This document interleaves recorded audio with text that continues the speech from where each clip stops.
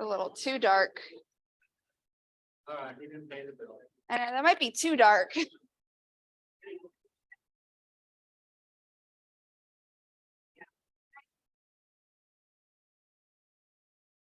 Sarah.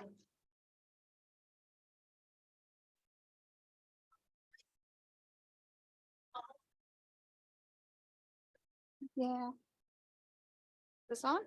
No, we tap the mute button and it should turn green. Okay, and this one's on? That is on, Okay. but he had it muted over there. That sounded weird when I said it. All right, we're hot mic.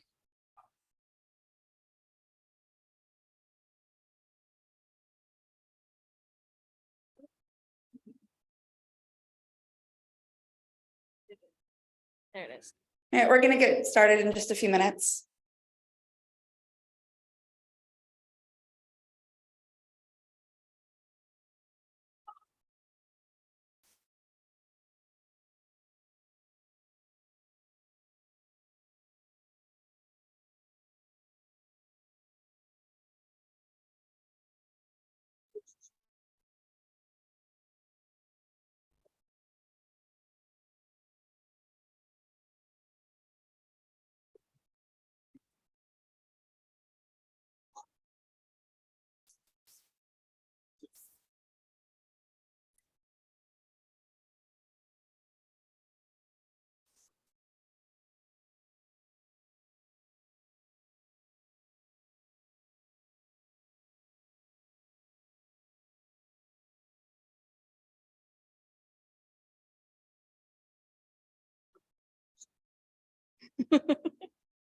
It does look like a T, doesn't it?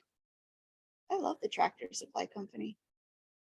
It does look like TSC. Well, I'm not changing it.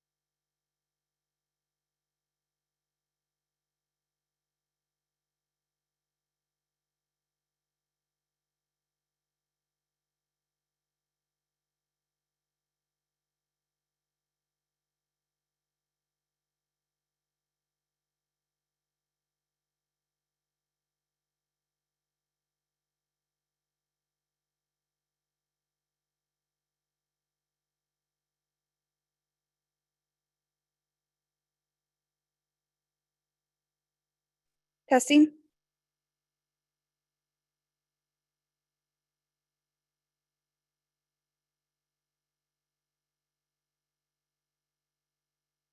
All right, welcome everybody. I'm going to go ahead and get started with just a few housekeeping things. We've got our exit signs in case of an emergency over there and over here.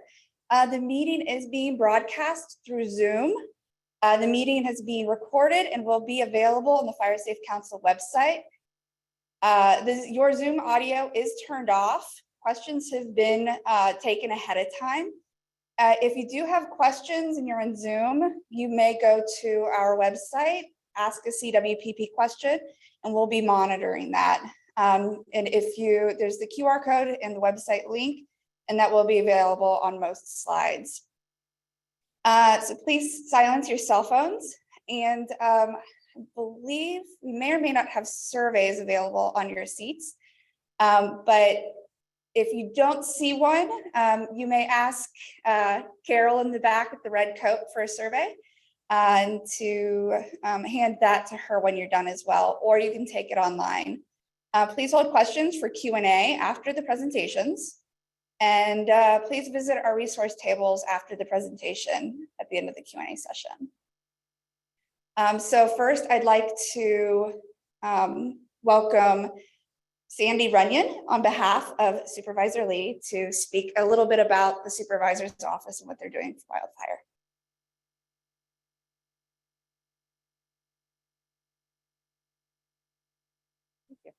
Thank you. Hi, my name is Sandy Runyon. I work for Supervisor Otto Lee. We're very thankful for everyone convening tonight on this important issue, particularly the folks at home who are watching. We really encourage you to engage with this process and let us know what we can do better or how we can sort of serve the community. This is an important process because it's not every day, but when it happens, it's a big issue. So preparedness and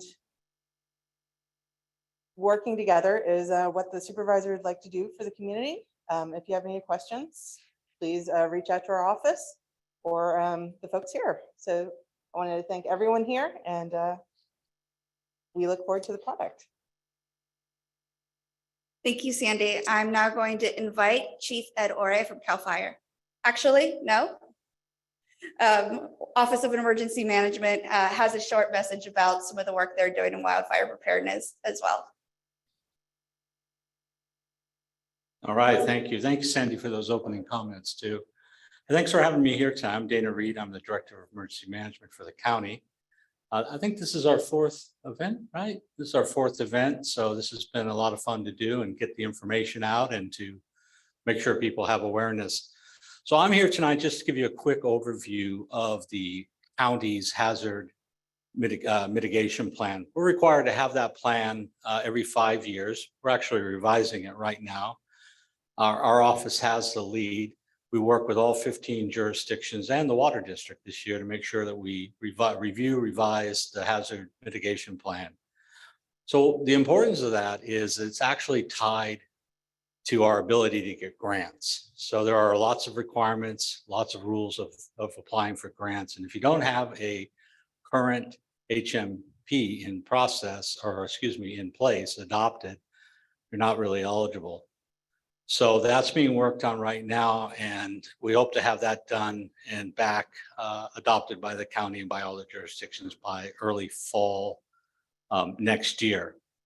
And the relevance to that related to the CWPP is all of these items work together. The safety plan, which is with the planning department for land use, roads, evacuation, safety element plan lines up and marries up to the HMP, and marries up to the CWPP. And all those three plans work together to help each other support what's needed for this community, for the entire operational area, the entire county.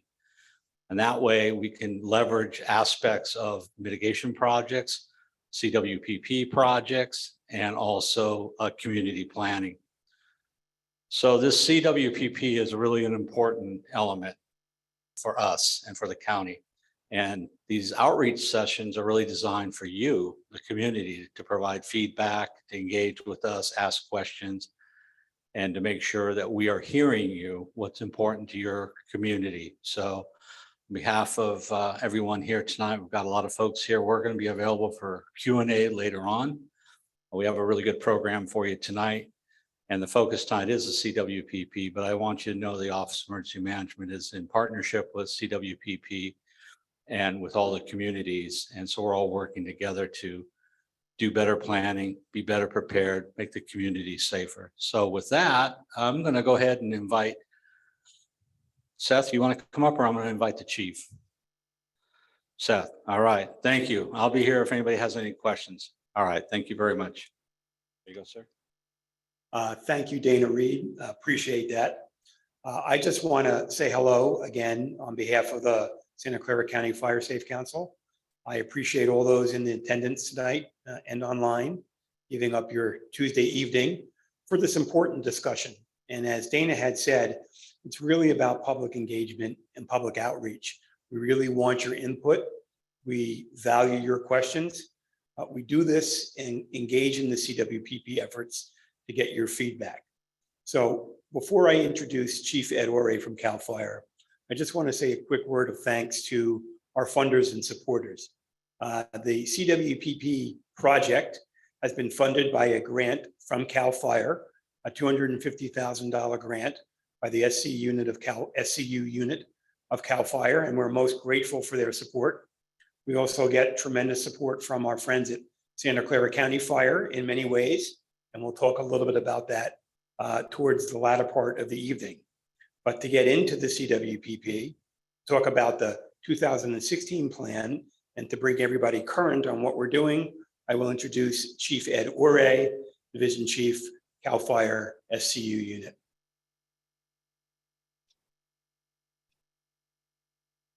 Thank you, Seth. Yeah, my name is Ed Ore. I'm actually a unit forester, Santa Clara unit. And on behalf of Chief Wong of the Santa Clara unit, I'd like to say thank you all for coming out this evening. And thank you, Sandy, on behalf of Supervisor Lee. I'd like to start out by describing what a CWPP is so that we're all on the same sheet of paper and we all have an understanding of why we're here tonight. So a CWPP started out with the federal government in 2003, a product of the Healthy Forest Restoration Act. And you'll see CWPPs all across the country, some countywide, some community-wide. They're all different, but they all have three basic things in common. Listed here. They're all collaborative in nature so that stakeholders, the public, agencies directly involved with firefighting all come together to explore what can be done to mitigate the fire problem, to prevent fires. Priority fuel treatments are probably the most common thing that people are aware of, because the CWPPs will have a to-do list, and those are developed by input from all the stakeholders, and they've been properly vetted. And then the last item is to treat structural ignitability. So how can we prevent homes from burning from the inside out, the outside in? And those are things that regulations and good proper practices around your home can help prevent. The CWPP will give very specific things that people can do. The CWPP, however, is not a mandate. It's a set of recommendations. It's a list of good ideas. So there's nothing enforceable about the items in there. And it's important that you know that. It has to be pursued by willing parties, willing participants. And it doesn't come with permits. It doesn't come with CEQA coverage. It doesn't come with funding. All of that has to come later on.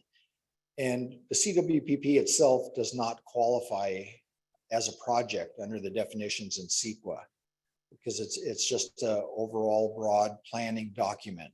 So once the CWPP is prepared, then there's still a great deal of work to make those individual projects within it a reality. One aspect of the CWPP that makes it really important is that if you're applying for a grant, there's often a question there. Is your proposal for the grant consistent with the CWPP? And if you check yes, you will score higher, because that proves to the grant reviewers that this has been publicly vetted. It's not somebody's idea from a back backroom dealio. It's been thought through. Okay. So a little bit of history. In 2008, there was a CWPP prepared for Lexington Hills. And that only covered a handful of communities over in the Los Gatos, Chemiquita, Aldercroft Heights, Redwood Estates area. In 2009, there was another plan done for the East Foothills. And then also in 2009 was a wildfire mitigation plan for the Los Altos Hills area. And that is not quite a CWPP, but close enough. Well, in 2014, Santa Clara County Fire recognized the need for a countywide CWPP. So they applied for a grant from CAL FIRE, got it, that funded the previous 2016 version of the CWPP. And they hired a consultant, SWCA, who did an outstanding job. And they are going to be involved with this process as well. So they're the ones who formulated and wrote the document. So in 2016, August of 2016, the CWPP, you see the cover there, was finalized. And on the table over on the side of the room, there is a copy of the complete document if you'd like to take a look at it. So as soon as the ink was dry on that document, we had a significant wildfire in the Loma Chiquita area called the Loma Fire. See the header from it right there, burned 4,474 acres. And it impacted a number of communities in the area. It affected a number of annexes, which I'll talk about later, in the CWPP. There was a number of recommendations that were going to be followed the following year. Well, that fire burned it all up. And it essentially nullified a number of high priority projects. So a number of us involved with the process at that time went back to the drawing board, talked about it, and then we decided that we were going to take a tactical pause. We were not going to send the document to the Board of Supervisors for signature, but we were going to do a few amendments to it and then get it to the Board of Supervisors and the fire chiefs for signature. And well, the only thing I can tell you is life got in the way. We never were able to finish some of those edits that we had intended to do. So it was never officially adopted. However, the primary stakeholders were following along with what they said they wanted to do. So the question now is, what do we want for an update to the CWPP? A number of things are different now than in 2016. And I'd like to spend a minute and just identify a couple things for you to think about as to why things are different now than they were in 2016. So CAL FIRE keeps a list of the top 20, like the top 20 biggest fires, the top 20 most destructive fires in terms of dollars, and the top 20 deadliest fires since CAL FIRE was established. So after the ink was dried in the 2016 plan, 12 of the top 20 fires occurred for acres. 12 of the top 20 fires for most destructive occurred. 7 of the top 20 for deadliest fires occurred. So you all know about the acres that have occurred in these years. It's been pretty significant. We had a 1 million acre fire. We had 2 fires that burned from the west side of the Sierras up and over the top to the other side. Incredible, first time ever. The suppression costs for those fires and then the recovery costs are just not sustainable.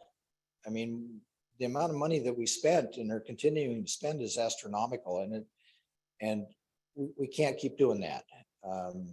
We know that prevention is more efficient than suppression, and so that's why CWPPs and other public messaging is getting so much attention now. But also, because of these fires, the smoke impacts were tremendous, not only throughout California, but also the entire country. And so for those of you who weren't directly impacted by a fire, you weren't in an evacuation zone, you still were susceptible to the impacts of the smoke. There was a number of area closures. So some of your vacation plans, destinations, going to visit grandma, or any number of things had to be canceled because wide areas were closed. Your home insurance, your fire insurance for your house. How many of you had significant price increases or out and out cancellations? PSPS events. So PG&E having to shut off fire shutting off power during major wind events. So that's all a thing since 2016. And then of course the large scale evacuations were tens of thousands of people per event were having to be evacuated.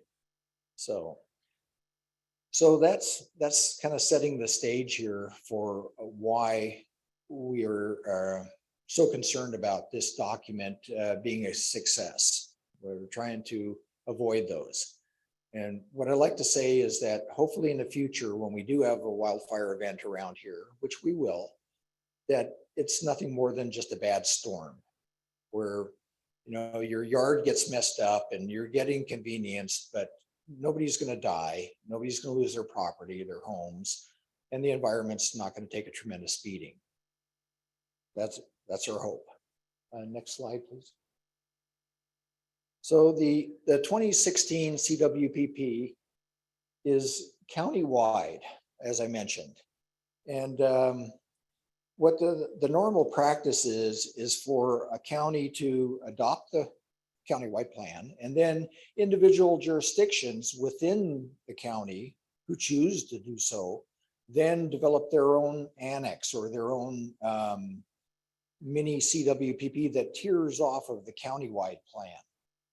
Well, what we decided to do in the 2014 to 2016 was to do both levels concurrently. So we did the overall countywide and the annexes based on the stakeholders who showed up. And that way we made sure that they're all consistent, they all interact. It looks like one person wrote it and it's easier to navigate and so forth. And that's the same model that we're going to use in this current update. A few lessons learned from then. First off, looking back to the 2016 document, we should have pushed the document forward to the Board of Supervisors for approval. I mentioned we didn't do that because we thought that some of the items in the document were moot, but we found out that in the years since then, all that brush that we were concerned about then, it all grew back. And people's human nature is still the same as far as risky behavior and things like that, still the same. So we should have moved forward, but that doesn't really matter now.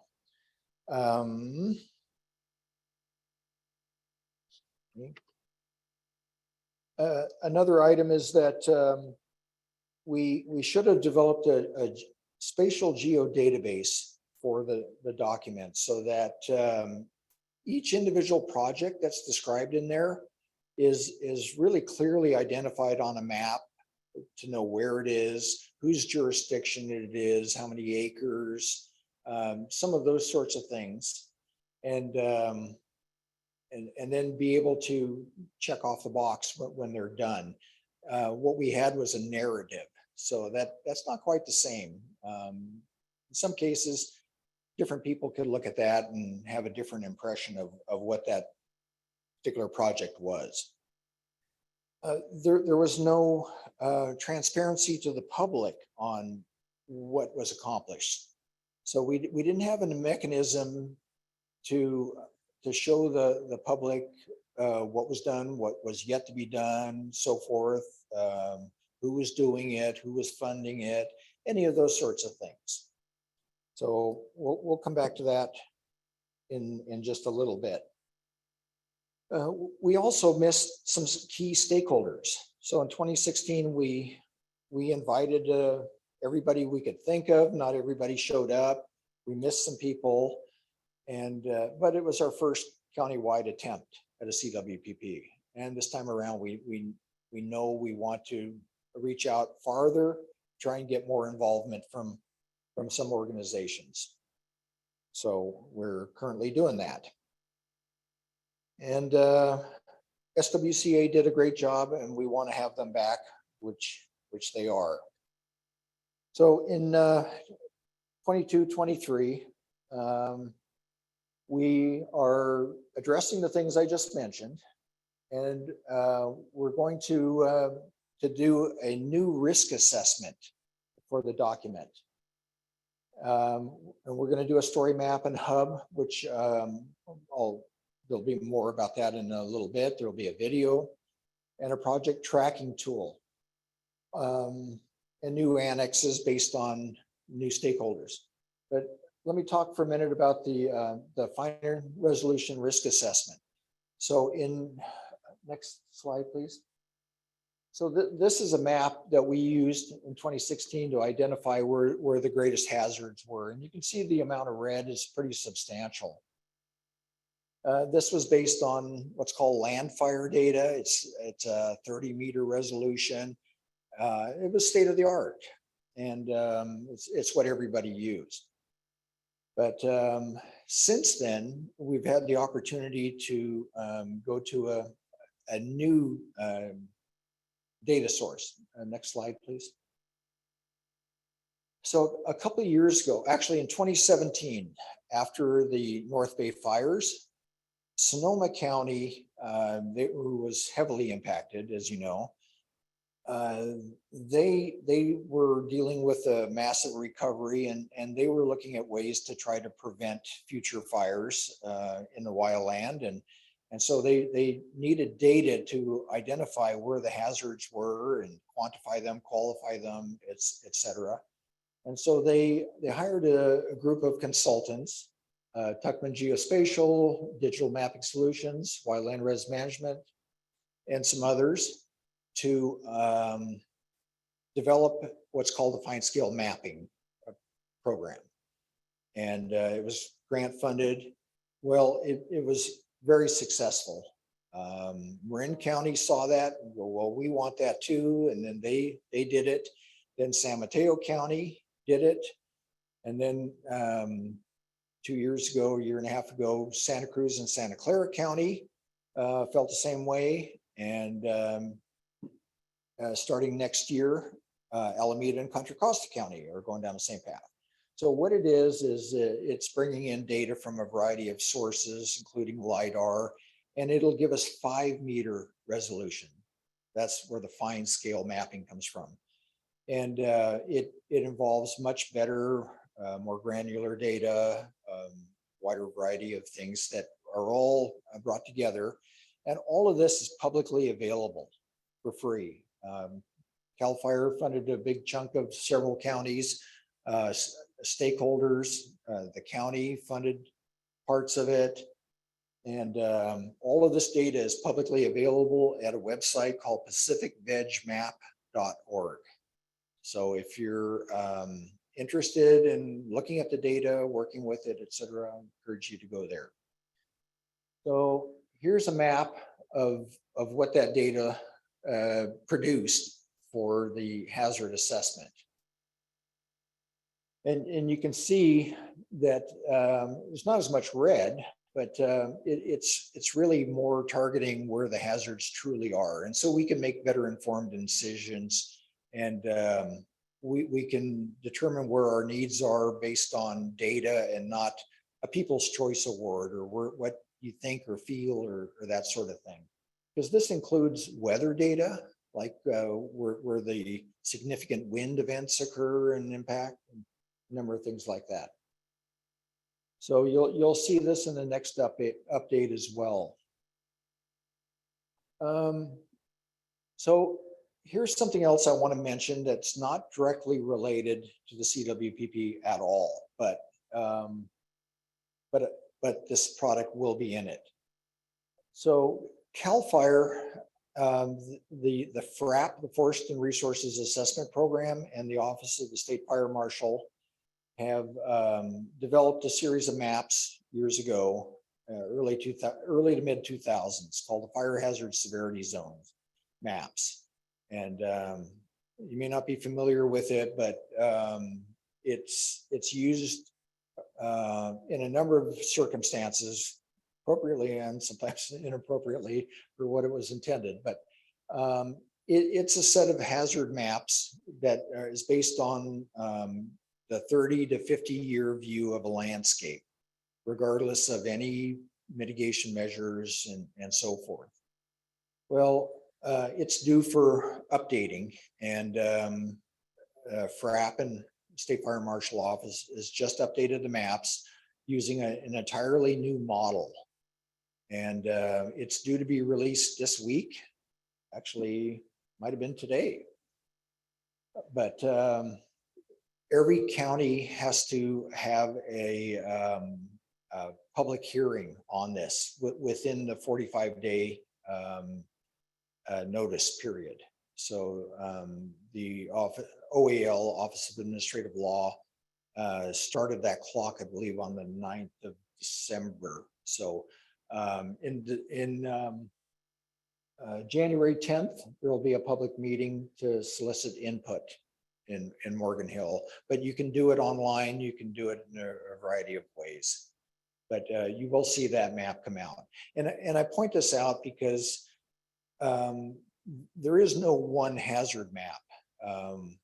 There's not one risk map. A variety of organizations have produced those based on different models for different purposes. So they're not intended to affect your insurance rates. They're not intended to scare people away or anything. It's just give you a general idea of where the risks are and to take appropriate action and to help focus our attention on where we should get the most bang for the buck with our fuel reduction treatments. So that is it for me, and I would be happy to answer any questions later on. I did want to say that in Supervisor Lee's office district here, that the state responsibility area is about 350,000 acres, and we have about 557,000 in the entire county, and we take this process very seriously. So, thank you.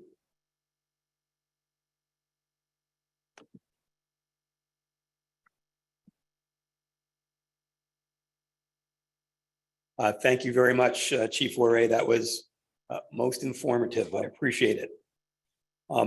I'd like to hopefully bring what Chief Warray just mentioned and bring it current, because as he stated, there have been over the years a number of CWPPs and efforts to upgrade and make sure that the county is fully prepared for wildfire mitigation. But one of the things I want to start off by talking about is when we secured the grant from CAL FIRE, I mentioned earlier, that was back in August. And for the last several months, I like to kind of refer to this as kind of the behind the curtain quiet phase, where we're working with all of our county partners and agencies and the Board of Supervisors to really engage on the process. And there's something that if I can leave the audience with really one main takeaway tonight, that, wildfire preparedness, it is a collaborative effort.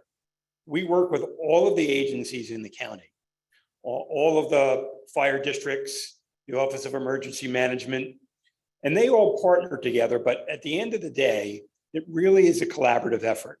It takes engagement with all the agencies, but as important, it takes support and active engagement from those here in the audience tonight and those listening in on Zoom. Wildfire mitigation and wildfire safety is something we all have to engage in. The people at home, they have some skin in the game, as I like to say, with maintaining their defensible space, understanding evacuation processes, registering with the county and the Office of Emergency Management to receive updates. So we all collaborate together, and hopefully one of the main takeaways that you'll see tonight is all the work that we've done the last couple of months has really been a collaborative effort. And in preparing for the CWPP, our goal mutually is to deliver the best product that we can for the county. So over the last couple of months, we really have been working what I call kind of 3 prongs of the CWPP. And the first prong is developing and putting together the CWPP management team. And that team has about 17 individuals on it currently. It's made up of SWCA, one of the vendors putting together the story map. It's made up of the leadership of the Fire Safe Council, the Public Information Officer and Outreach Team, CAL FIRE, all of the different fire agencies throughout the county. So we spent a lot of time kind of making sure that everybody can carve out time on their respective plates to engage over the next 10 to 12 months, because this is not a quick endeavor. Prong number 2 is the CWPP advisory team. And this is what I like to call the real subject matter experts from our community and from the county. The team currently has roughly about 30 people on it from advisors. Many of them are subject matter experts.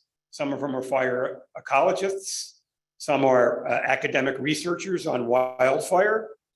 Some include the water utility companies like San Jose Water, Valley Water, large landowners with a lot of WUI and at-risk areas, and other personnel that really will help us ensure that we put together a quality product. And the way that it really works and the way that the management team and the advisory team interact is, at the end of the day, the management team really is the entity that will make final decisions.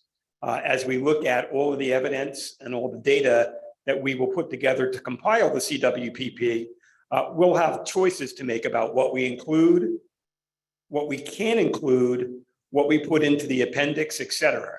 And so we will work closely with the advisory team. They will make the first line recommendations based on the evidence and data that they have, and we'll collaborate with the CWPP management team, but also the third group, which is the CWPP stakeholders. They're the people here in this audience, and they're the folks here on Zoom.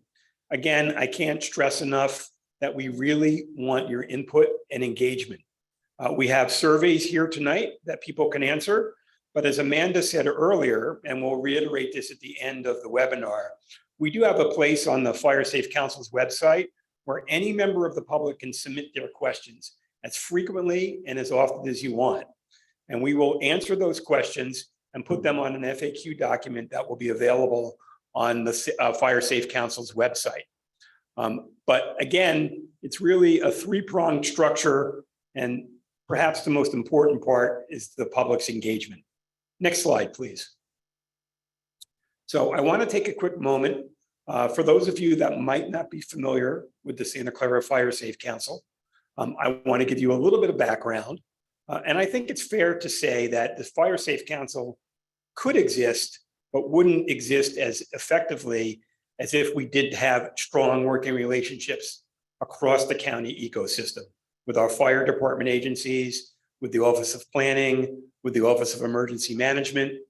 So our organization is about 20 years old.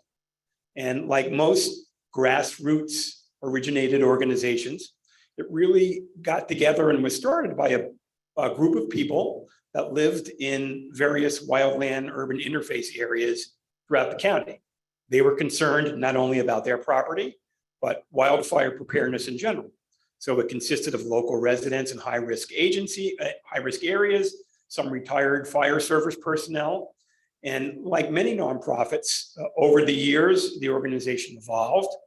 And particularly in the last 5 to 10 years, I think it's safe to say that we've really upped our game.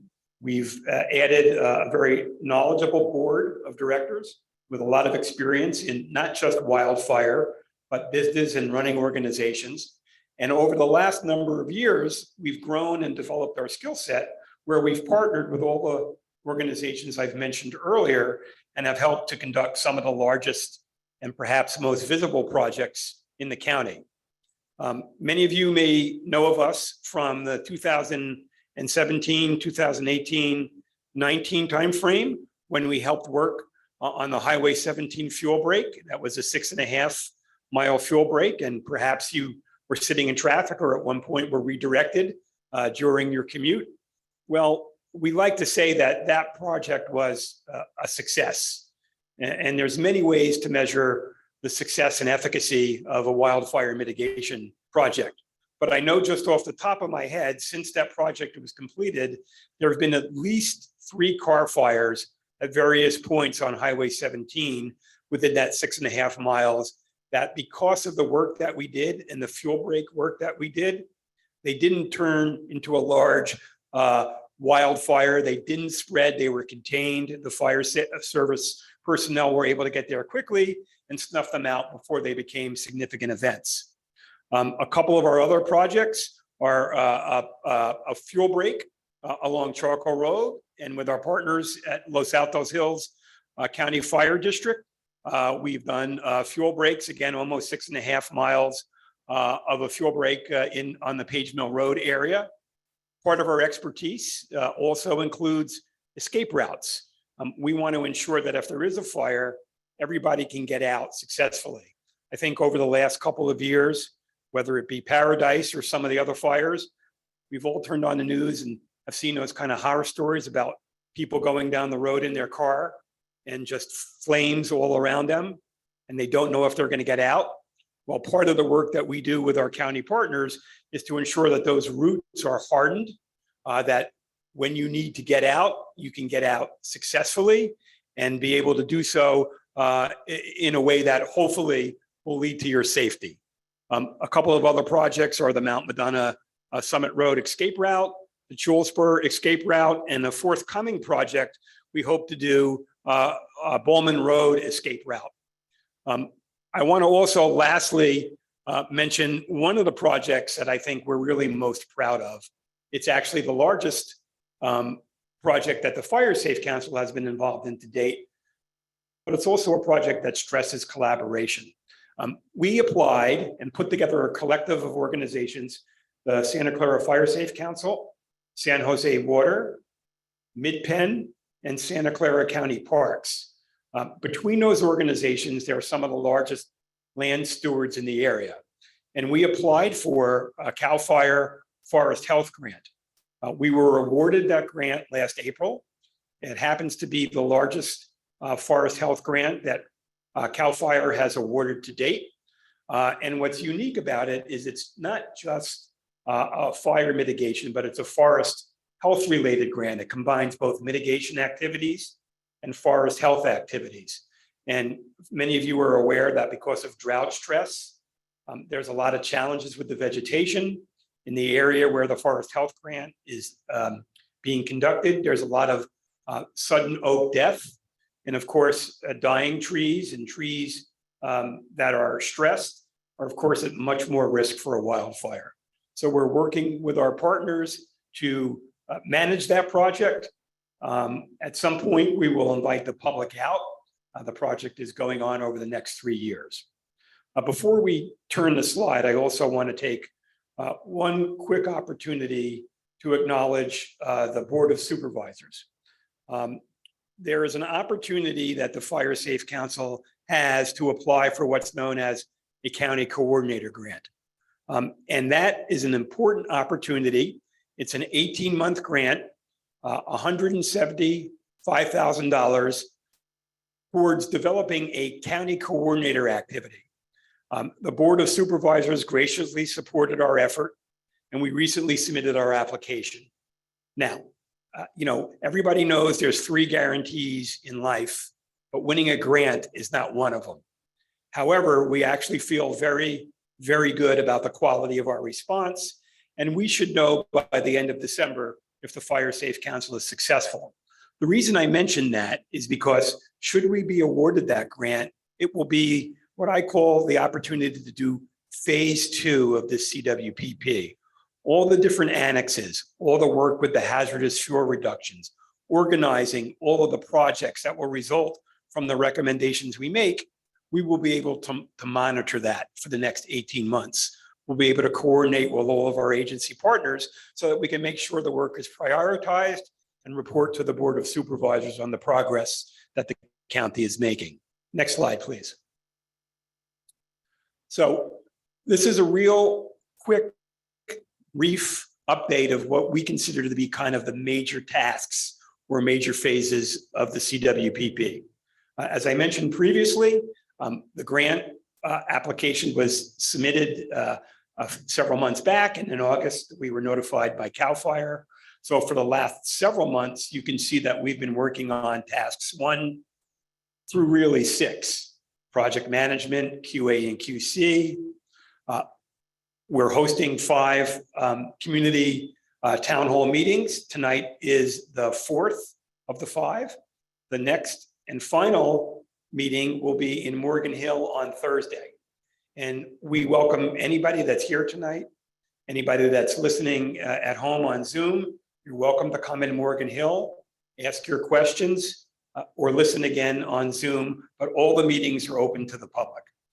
As Chief Ore mentioned in his comments earlier, a lot of data gathering has been taking place, a lot of work on updating the risk and hazard maps, reviewing and updating the risk assessment, which takes us to task 7 and the meetings that I mentioned. What we hope to accomplish is over the next 10 months, be in a position where we can deliver a final product. In about 30 to 45 days, we expect that our partner SWCA will put up what we call a story map. And the story map really is a visual representation of the CWPP. It's a way for the public to engage and interactively see the projects that we're doing, look at our progress. In prior CWPPs, and Chief Ore was kind enough to bring the 2016 CWPP documentation set here tonight. It's really a phone book size document. And one of the challenges with those documents is it's difficult to communicate that with the public. It's difficult for people to find information quickly. So we hope with the story map process, which we have a demo that we're going to show you shortly, we hope that that's a tool to really allow for effective public engagement. Now, before I go to the story map, I know we were having a little bit of technical difficulties earlier this evening. Technology isn't a panacea. And even though our story map worked perfectly, the other 3 meetings, we had some trouble with the audio tonight. And so I just want to quickly check with my team to see that, are we actually going to demo the story map at all, or are we going to skip that process for tonight?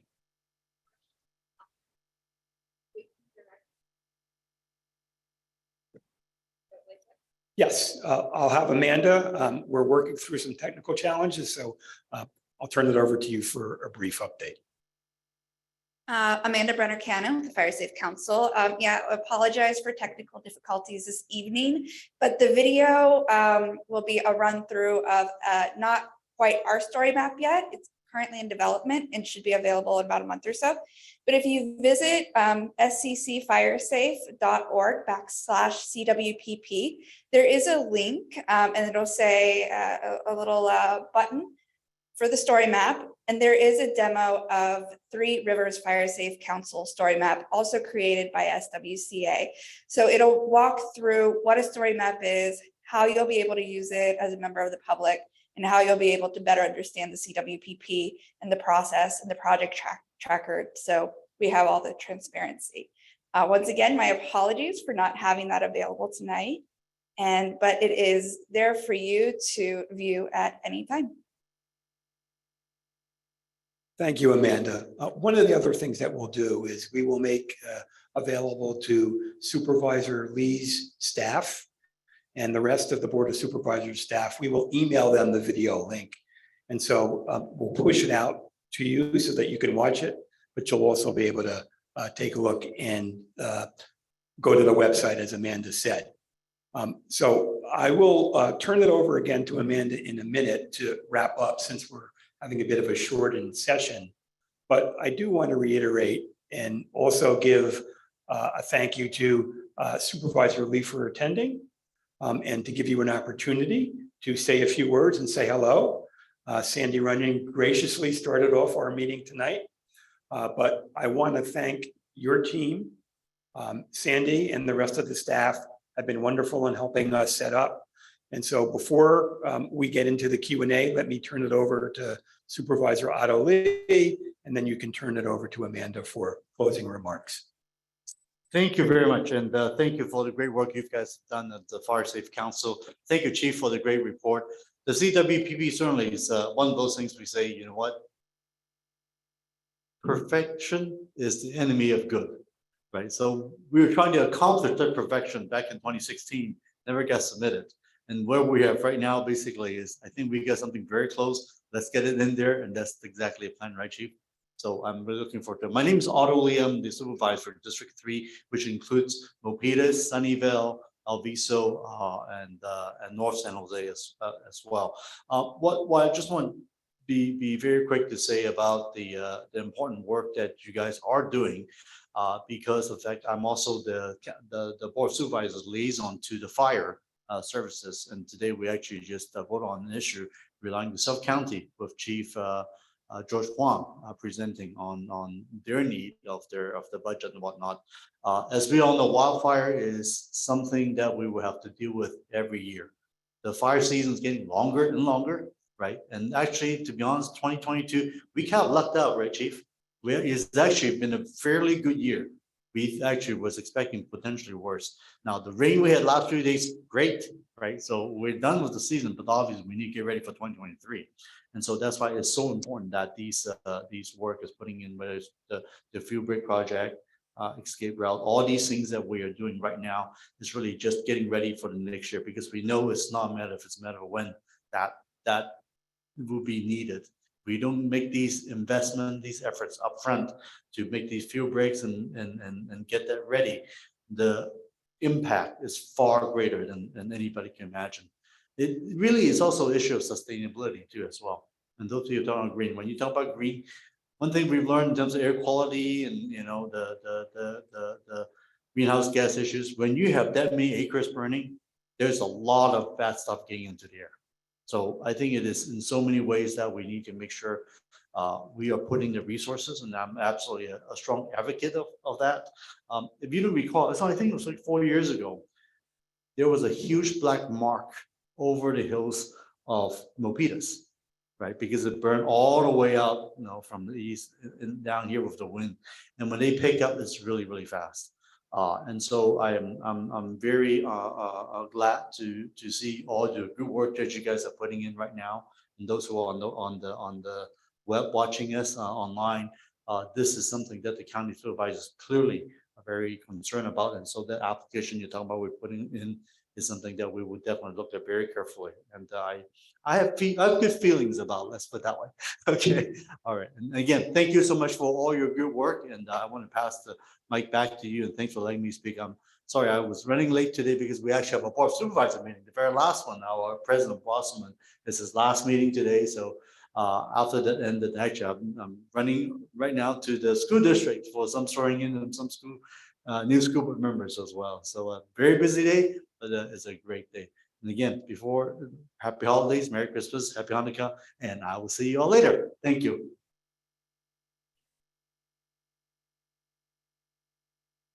Thank you, Supervisor Lee. I'm going to turn it over to Amanda for some closing remarks. remarks, and then we have a Q&A session. We want to invite members of the audience to come up and ask their questions. We have received a number of online questions, so we're going to go through them too as well, but we want to invite all those that are in attendance tonight to come up and brave your public speaking and ask questions. But before I go, I just want to again sincerely thank all of our partners from Supervisor Lee's office, the amazing Sandy Runyon. Couldn't have done this without you. I appreciate that. Wendy Ho, the Chief of Staff for Supervisor Lee. Please give her my regards. I also want to thank Ryan Sterling. That's Chief Sterling, the interim chief for Milpitas here. Thank you for coming out. We greatly appreciate you sharing tonight with us and your support. And without further ado, let me turn it over to Amanda and we'll get into the Q&A portion of the evening. Thank you, Seth. First of all, once again, yes, thank you everybody for being here, and thank you to Supervisor Lee and his office and all the support that you have given the Fire Safe Council in the process for the CWPP and the County Coordinator Project. So once again, we're in our Q&A phase. We'll take questions from the audience live. We've also received some questions through our form online for folks viewing in from Zoom. And I will just say again, the question form, it's questions, it's comments you can ask tonight, you can come to another meeting. It'll be ongoing. Questions will be added to our FAQ, and all comments and questions will be part of the process in updating the CWPP.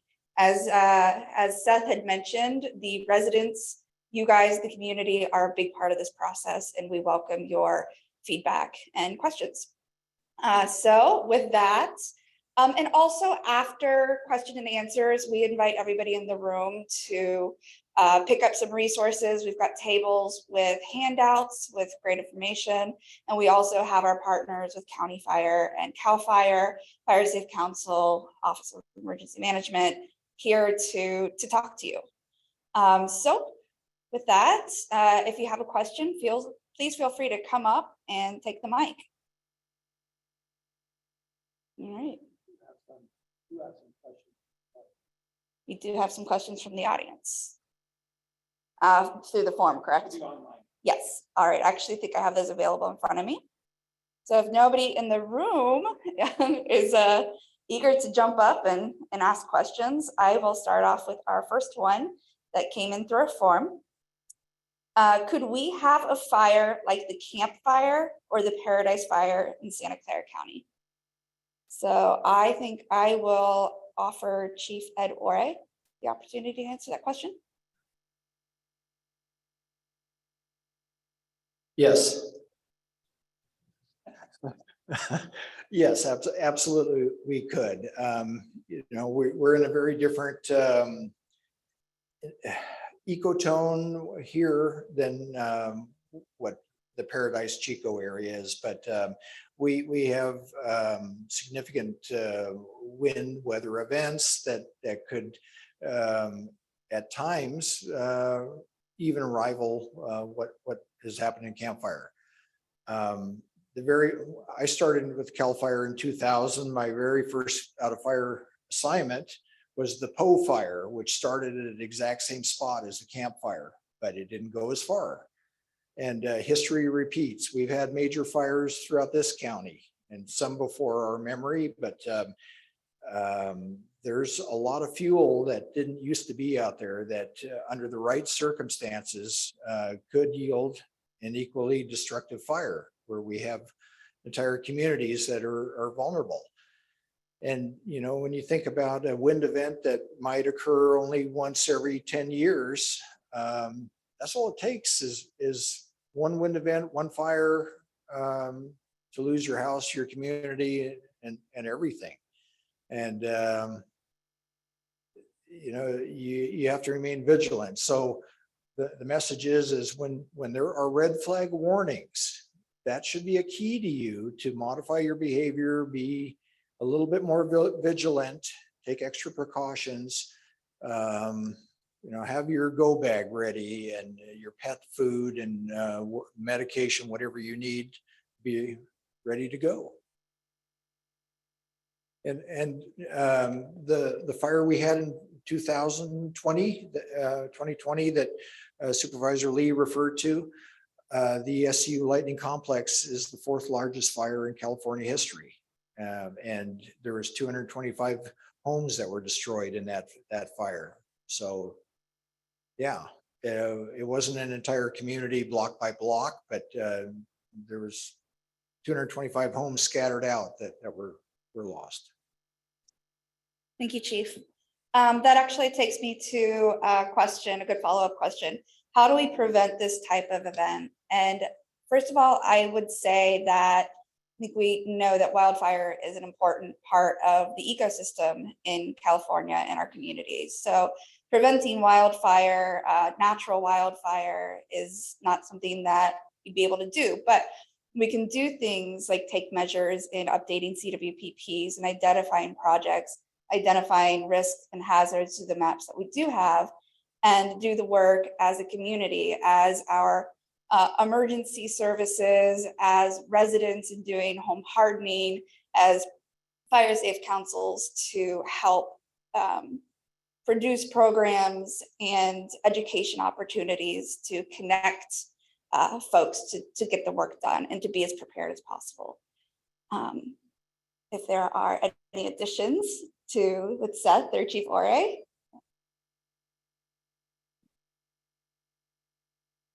As Seth had mentioned, please be a little bit more understanding when there's traffic delays because of a crew doing roadside fuel treatment work, or if there's a little bit of smoke in the air from a prescribed burn. Those are all to prevent bigger, badder things. Or if you're in an area like county parks and you hear chainsaws, just know that that work is being done to help protect our forests and help benefit our community and being more wildfire prepared. And once again, I invite you to visit our website, scfiresafe.org, where you have resources, educational materials, programs, and more information on the escape route projects and forest health projects and everything the Fire Safe Council is doing, and working with our partners.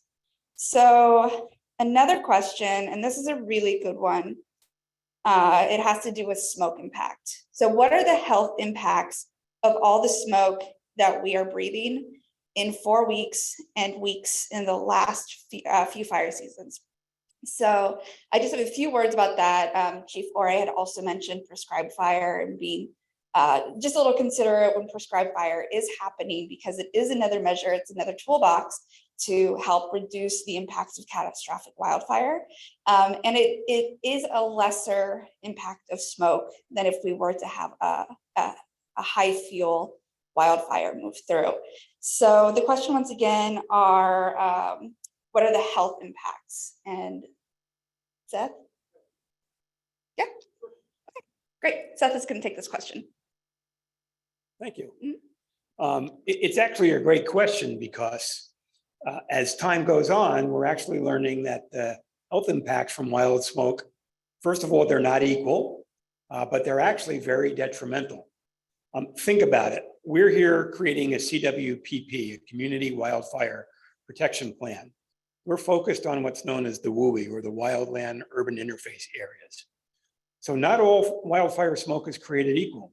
If you have a wildfire burning in the forest, that creates significant health hazards if you're in the immediate area and you breathe in the smoke. But think about a wildland urban interface fire, where it's not just trees and vegetation, but it's homes, it's chemicals, it's automobiles, it's PVC pipes, it's all of the things that are around us. That creates tremendous health impacts, both in the short term and frankly, some that don't show up for 20 or 30 years down the road.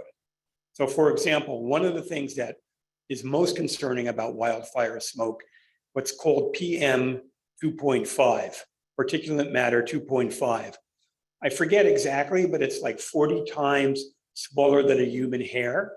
But when these particles get into your lungs from breathing in, they create all kinds of challenges, from inflammation to potential heart stress and even heart attacks. For those that suffer from asthma or pre-existing health conditions, wildfire smoke exposure is actually one of the leading causes of not just emergency room visits, but hospitalizations. Some of the work that Stanford University has done over the last year and a half has even shown that studies show that exposure to wildfire smoke leads to premature birth. So for women carrying their children, they're actually at risk for delivering prematurely, sometimes up to 2+ months early, and that creates its own challenges. So remember, you don't have to live near a wildfire to be affected by wildfire. Just last week, NOAA, the National Oceanic Administration, came out with a study that showed New York last year was impacted significantly by Midwest and California-related wildfire smoke. So this is something we're going to have to live with. It's only going to get worse before we get better, and it's a tremendous question. So thank you for asking. Thanks, Seth. And your comments about not having to live near wildfire or forest, but still being impacted by wildfire, I think is a really strong point. And in the 2016 CWPP, I believe it was not recognized. And that is something that we will work to recognize in the updated CWPP. I've got a few more questions that came in from the forum, but before I move forward, are there any new questions in the room? Okay. Great. So I have a question here that I really like. It says, how are fuel reduction projects funded? And there's a lot to unpack with that question. And it starts with, what we're doing now with identifying priority projects, with the work that CAL FIRE is doing with the risk maps and with the hazard maps. And then you have to have organizations or whomever that is, government agencies who are providing the grant funding. So primarily, a lot of our grants are coming from CAL FIRE. Some grants are coming from the California Fire Safe Council. Other grants are coming from their federal grants that are available, and then lots of other grants in between.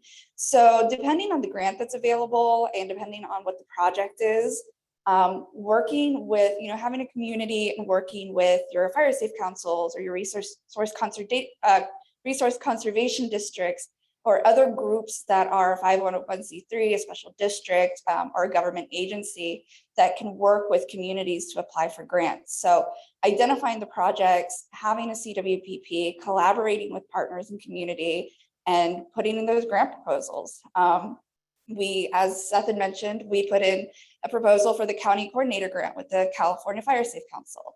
That is a huge project, working with all of our partners and having the support from County Fire, from CAL FIRE, and from our supervisors, including Otto Lee. Seth, did you want to comment on this question at all? Okay. Thank you, Amanda. As you said, grants come through, grants have historically been, I think, the largest funding source for wildfire mitigation. We've received funding from both CAL FIRE. We receive funding on an annual basis from our partners at Santa Clara County Fire. But one of the things in the few years that I've been engaged in this is I'm seeing a bit of a sea change in the funding sources that are becoming engaged in wildfire. I'm seeing a lot more high net worth philanthropists, a lot more local foundations recognizing that the government funding and county funding sources alone aren't sufficient to make an impact. So for example, locally here, you've had organizations like the Hewlett Foundation, the Gordon and Betty Moore Foundation, foundations that focus on the environment. All of them have begun to realize that they all also have a significant role. So while it has been the purview of the federal and state agencies for many, many years, we're starting to see more funders come in. So if anybody out there knows a donor that's engaged in forest health, in environmental protection, all of that relates to wildfire mitigation. So it's a much broader community than has been tradition over the last 30 or 40 years.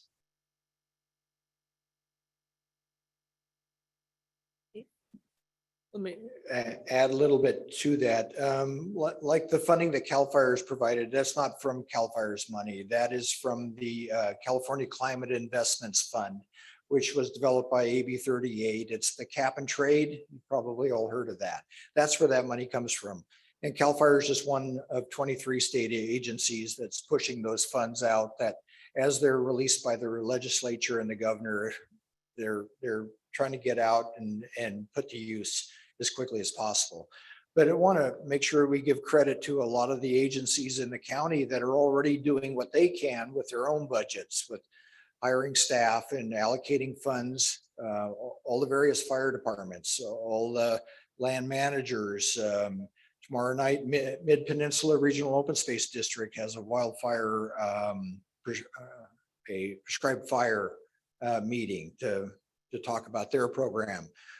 Santa Clara Valley Open Space Authority is doing some work. Santa Clara County Parks goes on and on. So Office of the Sustainability, there's no way I can list off everybody, but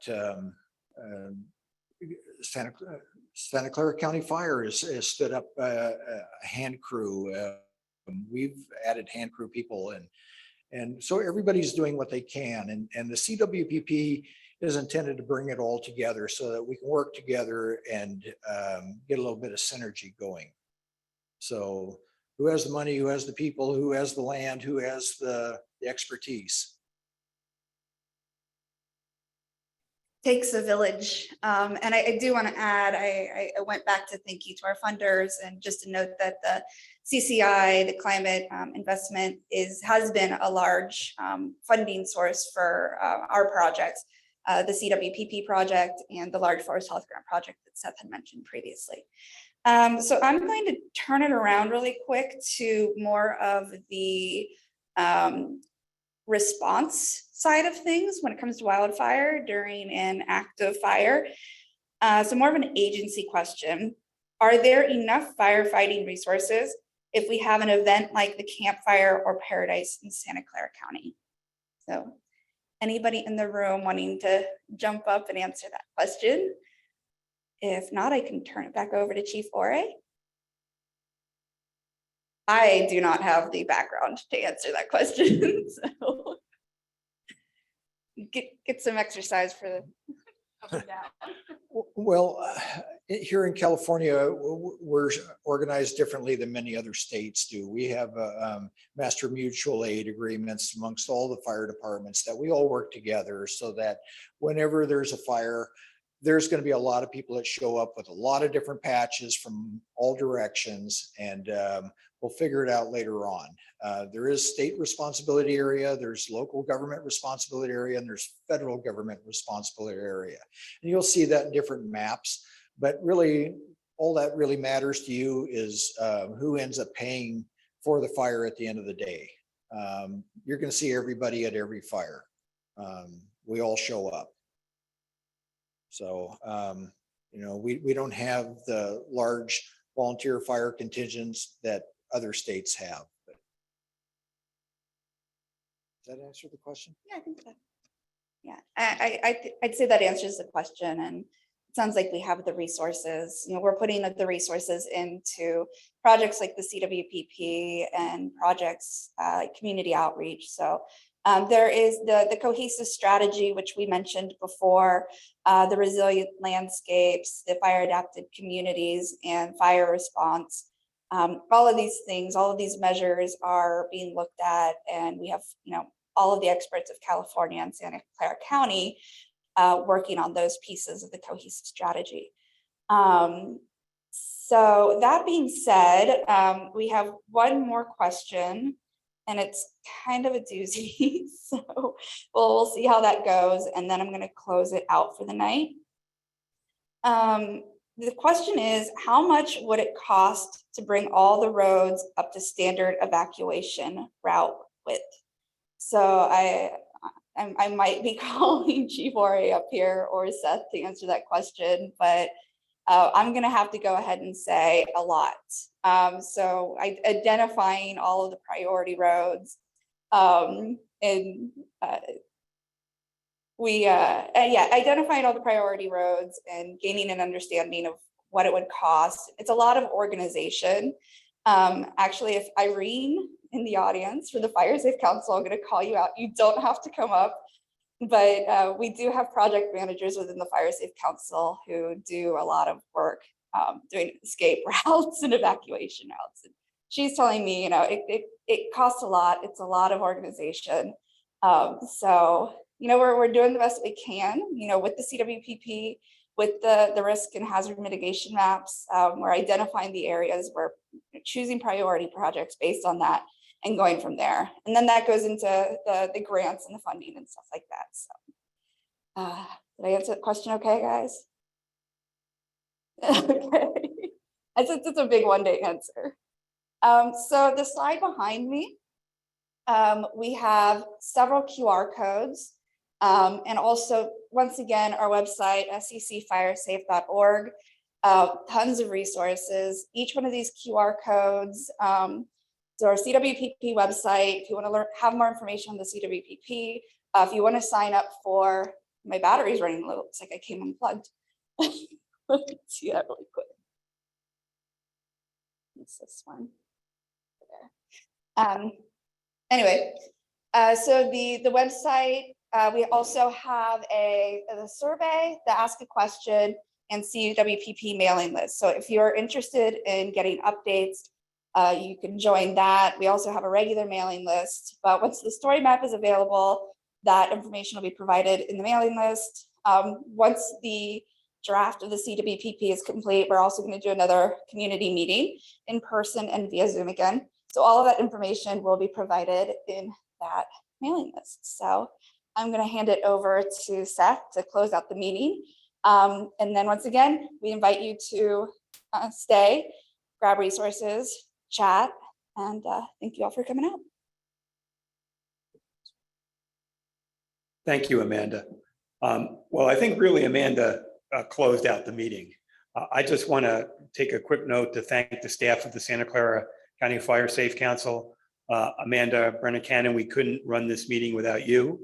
We couldn't run all the meetings without Tara Wallach and her great support.